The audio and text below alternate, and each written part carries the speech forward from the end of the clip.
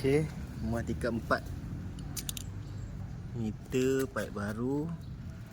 Atas selalu sini. Atas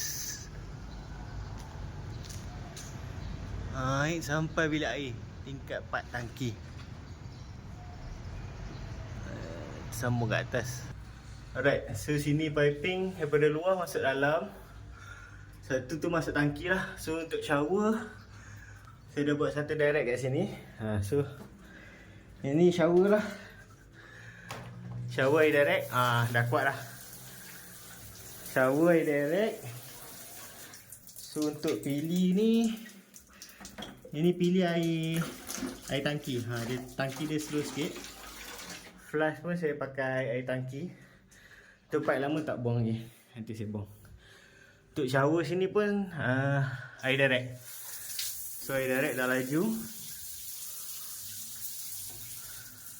Pilih nanti saya minta tambah lagi satu kat sini. Dia laju dah lah. Ni air direct. So air direct tu sama masuk ke dapur. Okay. So dari luar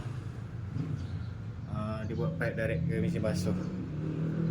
Mesin basuh. Lepas tu sambung ke sinki.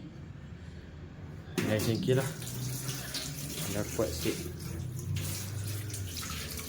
Ini saya buka bagi dia kuat, letak karat dia. Sambung sinki dapur. Ni kuat sikit lah.